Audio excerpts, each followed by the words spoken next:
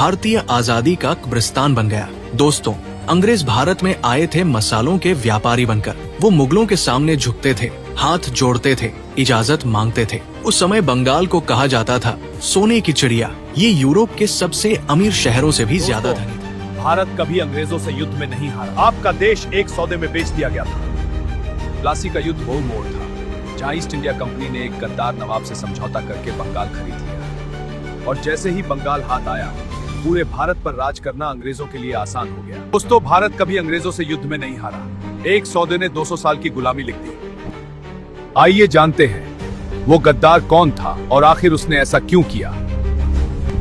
23 जून 1757। प्लासी एक नाम जो सुनने में तो बस एक फुसफुसाहट लगता है, लेकिन भारतीय इतिहास में गड़गड़ाहट की तरह गूंजता है। ये सिर्फ एक लड़ाई नहीं थी दोस्तों, ये इतिहास का सबसे महंगा सौदा था, और कीमत एक पूरा देश। आइए आज जानते हैं उस रात की कहानी जब भारत को सोने के बदले बेच दिया गया। दोस्तों, जब हम गुलामी के बारे में सोचते हैं तो हमारे दिमाग में जीरे, कोड़े और तलवारें लिए हुए आक्रमणकारी आते हैं, लेकिन भारत में 200 साल के अंग्रेजी राज की नींव तलवारों से नहीं रखी गई थी। ये नींव रखी गई थी एक हाथ मिलाने से, एक मुस्कुराहट से, एक धोखे से, बिल्कुल वैसे ही जैसे दीमक किसी पेड़ को अंदर से खोखला कर देती है। प्लासी की इस गद्दारी ने बंगाल को अंदर ही अंदर खोखला कर दिया। और दोस्तों, सबसे चौंकाने वाली बात यह है कि उस दिन जो कुछ हुआ उसने साबित कर दिया कि भारत को हराया नहीं जा सकता था, भारत को खरीदा जा सकता था। आज की इस कहानी में 2 रहस्य छुपे हैं। पहला, कैसे 3000 अंग्रेज सैनिकों ने 50,000 की फौज को हरा दिया, और दूसरा, वो कौन था जिसने अपने ही देश को बेच दिया। चलिए शुरू से शुरुआत करते हैं। प्लासी का असली नाम था पलाशी। ये नाम आता है पलाश के पेड़ से, जो अपने लाल फूलों के लिए मशहूर है। भागीरथी नदी के किनारे आम के बागों के बीच एक शांत और खूबसूरत जगह प्रकृति ने इस लाल रंग को खूबसूरती के लिए बनाया था। लेकिन 23 जून 1757 को ये लाल रंग खून की निशानी बन गया। फूलों का बागीचा भारतीय आजादी का कब्रिस्तान बन गया। दोस्तों, अंग्रेज भारत में आए थे मसालों के व्यापारी बनकर। वो मुगलों के सामने झुकते थे, हाथ जोड़ते थे, इजाजत मांगते थे। उस समय बंगाल को कहा जाता था सोने की चिड़िया। ये यूरोप के सबसे अमीर शहरों से भी ज्यादा धनी था। लेकिन अंग्रेजों ने यहाँ की संस्कृति को नहीं देखा, उन्होंने बस तिजोरी देखी। धीरे धीरे उन्होंने अपनी तराजू को तलवारों से बदल दिया। उनका मकसद था बंगाल की पूरी दौलत पर कब्जा करना। अलीवर्दी खान, बंगाल का शेर, एक मजबूत नवाब था, लेकिन जब उसकी मौत हुई तो एक खाली जगह छूट गई। उसने अपनी गद्दी अपने 23 साल के पोते सिराज को दी। सिराज एक जवान बाज की तरह था, तेज और निडर, लेकिन अलीवर्दी की आखिरी सांस एक चेतावनी थी। अपनी नजरें गोरे व्यापारियों पर रखना। वो जानता था कि अगर अंग्रेजों ने किले बना लिए तो बंगाल की आजादी खत्म हो जाएगी। सिराज को विरासत में मिला था कांटों का ताज, और चारों ओर थे ईर्ष्यालु बुजुर्ग जो उसकी कुर्सी के भूखे थे। दोस्तों, सिराज का सबसे बड़ा खतरा अंग्रेजों की बंदूक नहीं था, उसका सबसे बड़ा खतरा था उसका अपना परिवार। सीटी बेगम, उसकी अपनी फूफी, साजिश कर रही थी कि कैसे अपनी खानदान के लिए गद्दी छीन ले।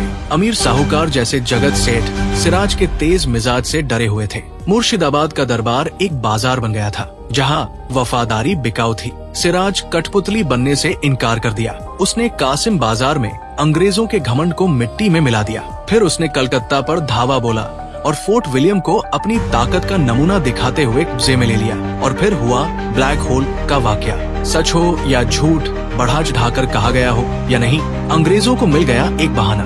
अब वो सिर्फ व्यापारी नहीं रहे, अब वो बदला लेने वाले बन गए। रॉबर्ट क्लाइव समझ गया था कि सिराज की ताकत से लड़ा नहीं जा सकता, तो उसने रास्ता बदला।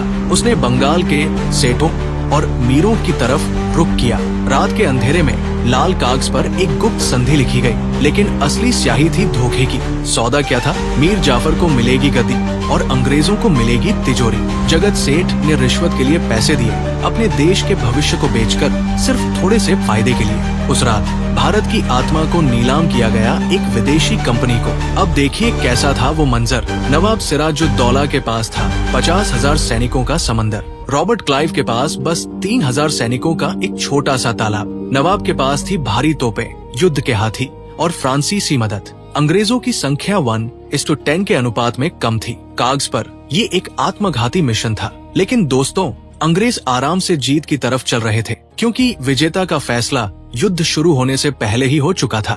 23 जून की सुबह सिराज अपने विश्वासी जनरलों के साथ पहुंचा, लेकिन उसकी आस्तीन में सांप भी छुपे थे। मीर मदन और मोहन लाल सामने की पंक्तियों में लड़े, अपनी मिट्टी के लिए मरने को तैयार, लेकिन मीर जाफर सेनापति सबसे बड़ी फौज के साथ एक पत्थर की मूर्ति की तरह खड़ा रह गया। जब देशभक्त लड़ रहे थे और खून बह रहा था, तब गद्दार बस तमाशा देख रहे थे। ये खामोशी तोपों की आवाज से भी ज्यादा तेज थी। दोपहर को आसमान खुल गया और मूसलाधार बारिश शुरू हुई। अंग्रेज जो तैयार और चालाक थे, उन्होंने अपने बारूद को तिरपाल से ढक दिया। नवाब की फौज जो अव्यवस्थित और लापरवाह थी, उसने अपने बारूद को कीचड़ बनने दिया। जब बारिश रुकी, मीर मदन ने हमला किया, ये सोचकर कि अंग्रेजों की बंदूकें भी गीली हो गई होंगी, लेकिन वो एक सूखी अंग्रेजी आग के तूफान से मिला और तुरंत शहीद हो गया। मीर मदन की मौत ने सिराज का आत्मविश्वास तोड़ दिया। निराशा के एक पल में उसने अपनी पगड़ी, अपनी इज्जत मीर जाफर के पैरों में रख दी।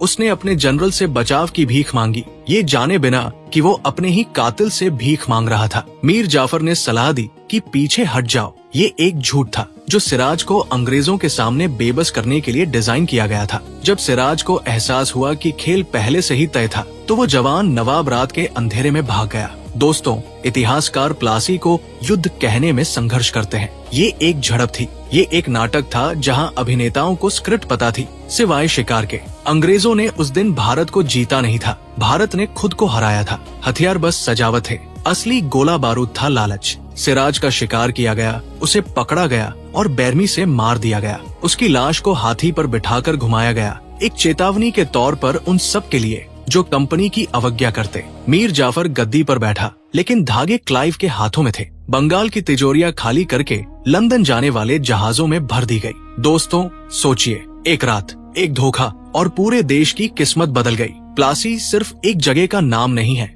ये एक सबक है, एक याद दिलाने वाली कहानी है कि जब अपने ही लोग बिक जाएं, तो कोई दुश्मन जरूरत नहीं होता। वो रात जब भारत सोने के बदले बेचा गया, वो रात थी ब्रिटिश साम्राज्य की शुरुआत। लेकिन ये भी याद रखिए कि जो साम्राज्य धोखे से शुरू हुआ, वो एक दिन जरूर खत्म होता है। और 190 साल बाद 15 अगस्त 1947 को वो दिन आया। इतिहास हमें सिखाता है, कभी कभी सबसे बड़े युद्ध मैदान में नहीं, बल्कि दिलों में हारे जाते हैं। सबसे खतरनाक दुश्मन बाहर नहीं, अंदर होते हैं। और सबसे मजबूत किला भी टूट जाता है जब किसी ने अंदर से दरवाजा खोल दिया हो। अगर आपको ये कहानी पसंद आई, तो ऐसी और भी कहानियों के लिए यहाँ क्लिक करें। बहुत बहुत धन्यवाद।